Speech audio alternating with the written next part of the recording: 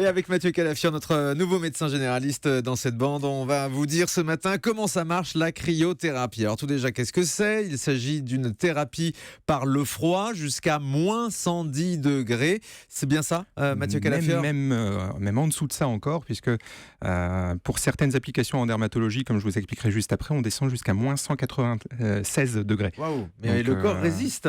Ouais, le corps résiste pour brûler les verrues, par exemple. On cherche justement à avoir cette température très très basse, extrêmement basse, pour avoir l'azote liquide. C'est ça, oui, c'est à base d'azote liquide. Voilà, tout à fait. On brûle finalement la verrue avec de l'azote liquide. Voilà, c'est un peu le principe de ces applications avec une espèce de coton-tige. De coton-tige, on applique ça directement sur la lésion. Alors là, la cryothérapie, c'est différent parce qu'on nous propose d'aller passer 3 minutes à moins 110 degrés en maillot de bain, quoi. C'est oui, voilà. Ça. Alors ça, c'est utilisé surtout par les sportifs. Ça a été mis un petit peu au goût du jour, notamment par certains coureurs cyclistes depuis 2011. Jean-Pierre Clémenceau, notre coach sportif, vous connaissez la technique ? Alors, je connais bien, moi je l'ai fait.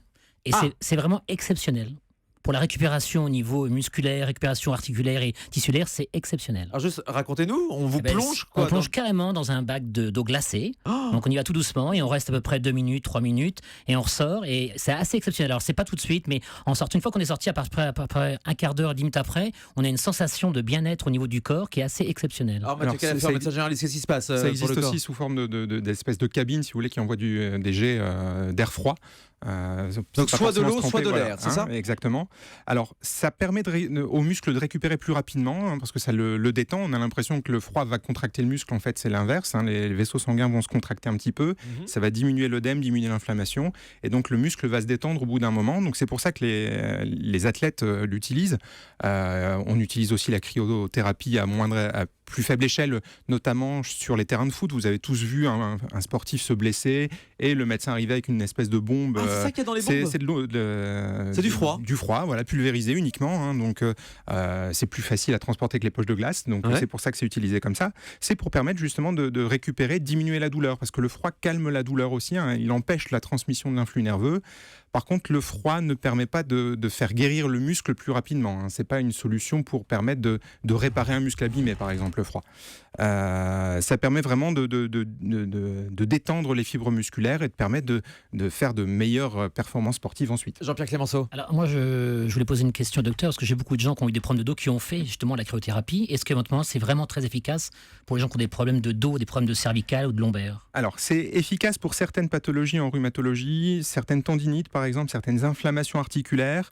Par contre, c'est pas valable pour tout, c'est pas forcément valable pour les lombalgies. Les douleurs lombaires, c'est pas forcément ce qu'il y a de plus efficace. Et on manque encore d'études vraiment scientifiques pour dire combien de temps doivent durer les séances, à quelle fréquence, etc. Ça, on n'a pas encore vraiment le recul pour ça. Alors attendez, c'est une douleur ciblée qu'on soigne avec le froid ou parce que là, Jean-Pierre, vous avez mis tout le corps tout entier, vous carrément. Oui. Les sportifs, c'est tout le corps. C'est pour vraiment détendre tous les muscles. Tandis que pour les douleurs ponctuelles, les douleurs articulaires, ligamentaires, là, ça va être ponctuel à des endroits bien précis. On va utiliser la cryothérapie pour essayer de diminuer cette douleur-là. Donc soit la bombe, comme vous l'avez dit pour les sportifs, soit juste une poche de glace, c'est ça ? Juste une poche de glace, effectivement, ça peut arriver aussi. On peut utiliser aussi la cryothérapie pour certaines cicatrices qui sont devenues un peu boursouflées. On appelle ça les cicatrices kéloïdes. On va faire une injection à l'intérieur de cette cicatrice pour diminuer le volume de la cicatrice. Ça va pas une injection de froid ? Voilà, une injection de froid directement à l'intérieur. Ça va faire diminuer le volume, ça va pas faire disparaître la cicatrice. Il restera toujours une cicatrice pigmentaire, une lésion un peu plus décolorée, si vous voulez, mais ça va permettre de diminuer la douleur de certaines cicatrices. Donc ça, c'est tout à fait possible de faire ça. Si je comprends bien l'objectif, donc ça crée un choc thermique avec une vasoconstriction, une stimulation des récepteurs thermiques de la peau. Voilà, c'est exactement ça. Donc le fait de se dire quand on se tord une cheville, de mettre une poche de glace, c'est une bonne solution parce que justement la vasoconstriction, le fait que les vaisseaux sanguins se resserrent, ça anesthésie un petit peu. Ça anesthésie un peu la douleur et puis ça diminue l'hématome qui va se constituer. Alors des petits trucs comme ça pour les auditeurs, jamais mettre de glace directement sur la peau, toujours dans un linge, toujours protégé, pas brûler la peau à cause d'un glaçon par exemple. Un petit truc qui marche aussi, c'est un sachet de petits pois surgelés. Vous utilisez ça dans un linge, vous mettez directement sur la peau, ça épouse bien la forme de l'articulation par exemple. Bien entendu, une fois que les petits pois ont été décongelés, il ne faut pas les recongeler ou en tout cas pas les manger derrière. Mais ça marche bien, ça permet d'épouser justement la forme de l'articulation et c'est une façon d'apporter du froid de façon plus appropriée et vraiment qui épouse complètement la forme. Jean-Pierre Clémenceau, coach sportif. Est-ce qu'éventuellement, si jamais on fait du sport régulièrement toute l'année, on peut se faire une séance ou deux une séance par mois ou tous les 3 mois, même si on n'a pas spécialement de problème très important?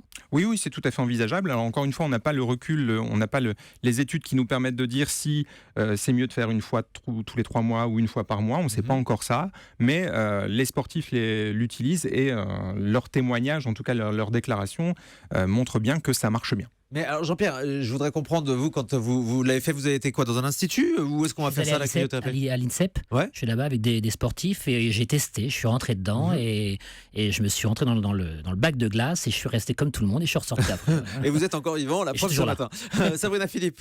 Non, je voulais savoir, Jean-Pierre, si vous êtes plongé complètement avec la tête aussi pour garder la tête froide ou pas? Non, je garde la tête froide, je sors la tête de l'eau. Au cas où. Ouais, je croyais que vous alliez demander s'il était en maillot de bain ou s'il était tout nu. Franchement, pourquoi j'aurais posé cette question? Dans les cabines utilisées par les sportifs, il y a des protections pour les mains, les pieds et des sous-vêtements. D'accord. Vous voyez, c'est important. Oui, je pense à tout. Juste, peut-être la toute dernière application de la cryothérapie à laquelle on pense peut-être un petit peu moins, c'est dans certains traumatismes ou certains arrêts cardiaques ou traumatismes cérébraux, on plonge le corps en hypothermie, on ramène la température du corps aux alentours de 33 degrés pour essayer de préserver les fonctions cérébrales, pour essayer de protéger le cerveau. Ah oui, donc là, ça devient vital. Là, ça devient vital, oui. Donc des études sont encore en cours, pareil, pour savoir si ça doit devenir une pratique courante dans tous les services d'urgence, par exemple. Mais en tout cas, on a pas mal de signes qui montrent que ça protège, ça permet de diminuer les dommages cérébraux en cas d'accident, par exemple.